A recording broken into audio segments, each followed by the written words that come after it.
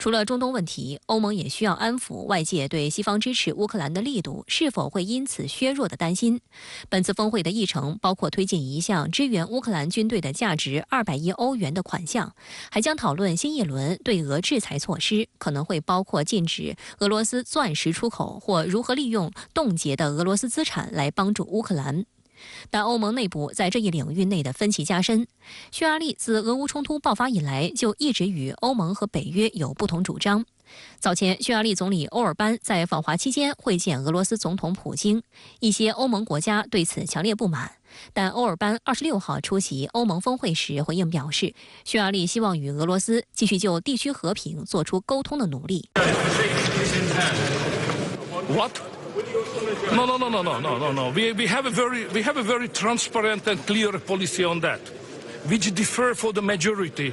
of the strategy here, probably your strategy as well. You have a war strategy. We have a peace strategy. And we would like to do everything in order to have peace. Therefore, we keep open all the communication line to the Russians. Otherwise, there will be no chance for peace. This is a strategy, so we are proud of it. 与欧尔班态度相似的还有25号刚刚获任命的斯洛伐克新总理罗贝尔特·菲佐。据斯洛伐克独立日报网站报道，菲佐在26号前往布鲁塞尔前对议会一个委员会说，他不会支持向乌克兰提供军事援助。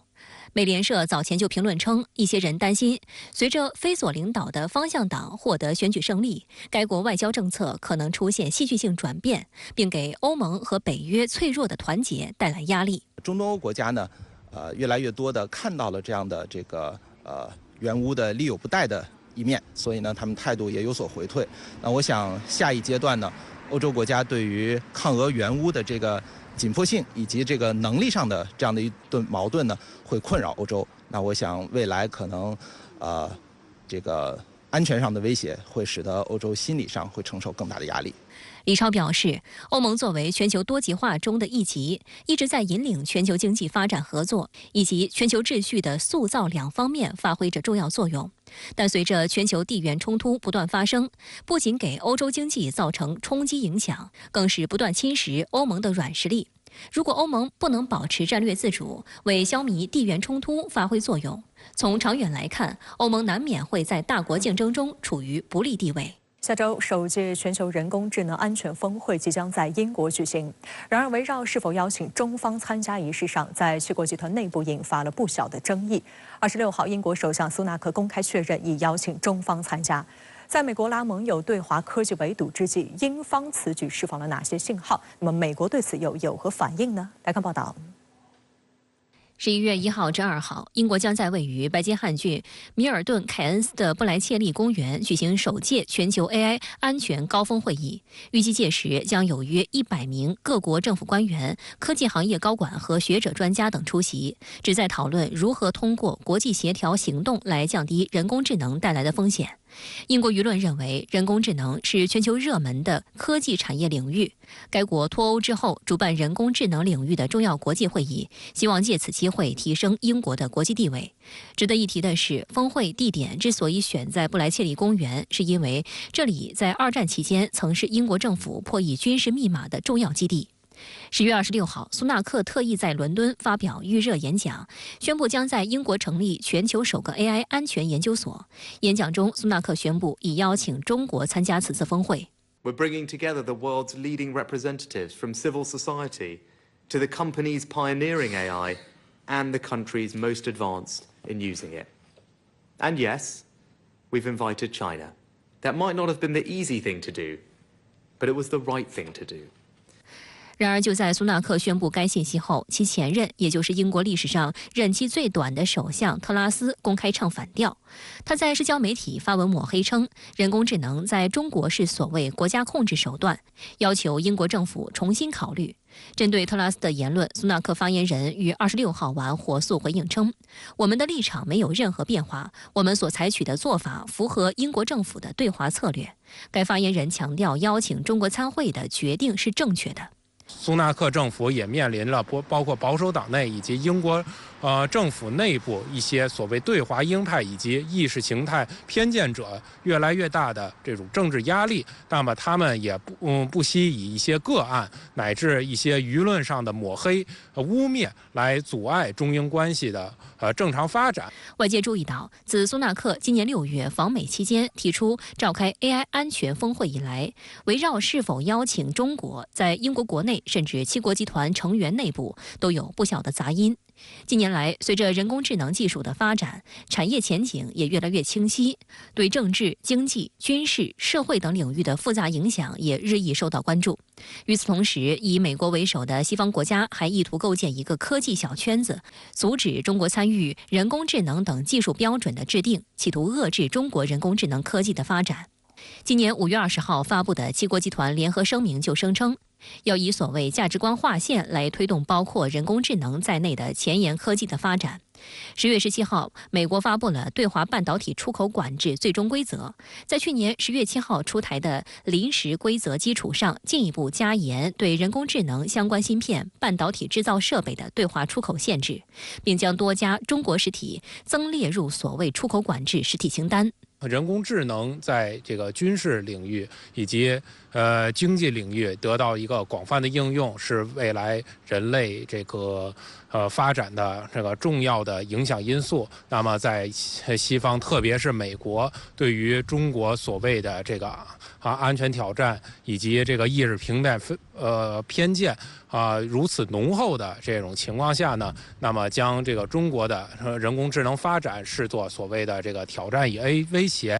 根据英国传媒机构此前发布的2023年全球 AI 指数排名，美国排名第1，但排名第2的中国正迎头赶上，差距不断缩小。观察指出，中国已经是全球最大的人工智能市场，在产业创新方面有独特的优势，因此任何试图排除中国的做法都是不明智的。You need to have a dialogue with countries like China. They're not going to go away. And there may be things that we can work together with China on. But, we have to be very realistic and we have to have those discussions with our eyes open. 外界注意到，面对美国大搞小院高墙，企图拉盟友搞科技封锁的压力，英国政府罕见表现出不同态度。事实上，自英国首相苏纳克上任以来，中英关系正发生微妙变化。8月30号，英国外交发展大臣克莱弗利对中国进行正式访问，此访是自2018年7月以来，英国外交大臣首次访问北京。克莱弗利近日还强调，如果不与人工智能技术的领导者中国合作，英国就无法充分应对人工智能风险。另据英国媒体报道，苏纳克政府正在研究如何加强与中国的经济关系，其中包括重启部长级别的贸易谈判。该级别的贸易谈判于2018年中断。它一定程度上是调整了过去短命的特拉斯政府在中英关系上面采取的一些激进的意识形态浓重的这方面的政策。那么它也不断的寻求与中国进行接触，并且在包括人工智能以及经济等等领域去谋求与中国进行适当必要的合作。当地时间26号至27号，欧盟峰会在布鲁塞尔举行，把以新一轮冲突成为此次峰会的最重要议题。但就发表怎样的措辞，各国在会前进行了数天争吵，直到峰会开幕当天，欧盟27国达成一致，发表声明，共同呼吁在加沙地带建立人道主义走廊，并且暂停冲突。但欧盟的内部纷争显然不止于此，在针对援乌以及对俄发起新制裁的问题上，分歧更是公开化。据英国《卫报》报道，欧盟成员国就把以新一轮冲突中双方平民丧生的措辞达成一致。欧洲理事会重申确保在任何时候按照国际人道法保护所有平民的重要性，对所有平民生命的损失表示痛惜。欧洲理事会还对加沙不断恶化的人道主义局势表示最严重关切，呼吁暂停冲突，并向有需要的人提供持续、迅速、安全和不受阻碍的人道主义援助。报道称，欧盟还将在为期2天的峰会后发表一份正式声明，但半岛电视台认为，欧盟这份临时声明内容和美国此前发表的声明相近，都比较空洞。欧洲理事会主席米歇尔当天表示，欧盟领导人就巴以局势谈了很多关于两国方案的重要承诺，并支持尽快召开国际和平会议。我们也不能过分的高估欧盟在其中的作用。因为一个呢，我们知道中东地区是美国的影响力会发挥决定性的作用我们还要看美国的态度会有怎么样的变化另一个呢，我想巴以双方呢在涉及他们各自核心利益的问题上呢，也不会完全的听欧盟的声音。据德国《明镜周刊》网站26号报道，几天来，欧盟国家代表一直在讨论峰会声明中关于中东战争的段落如何表述。26号，欧盟国家元首和政府首脑就相关内容进行了数小时的辩论。报道称，激辩的核心是欧盟在为加沙地带人民提供人道主义援助的要求上应该走多远。这背后的矛盾心理是，一方面各方对加沙地带遭受的严重破坏越来越感到恐惧，但另一方面，欧洲人也在极力避免留下他们质疑以色列自卫权的印象。峰会声明的早期草案声称，支持联合国秘书长古特雷斯呼吁人道主义暂停，以确保人道主义援助能够安全地送达民众。这得到了法国、荷兰、西班牙、葡萄牙、爱尔兰的支持。但是德国、捷克、奥地利认为暂停听起来太像呼吁停火，以及呼吁以色列保持沉默。经过数小时谈判，最后在呼吁暂停冲突一词上使用了德国的建议。暂停一词应为复数而不是单数，因为德国认为单数的暂停可能会使以色列的自卫权受到质疑。另外，最终声明也不包括联合国提出的停火要求。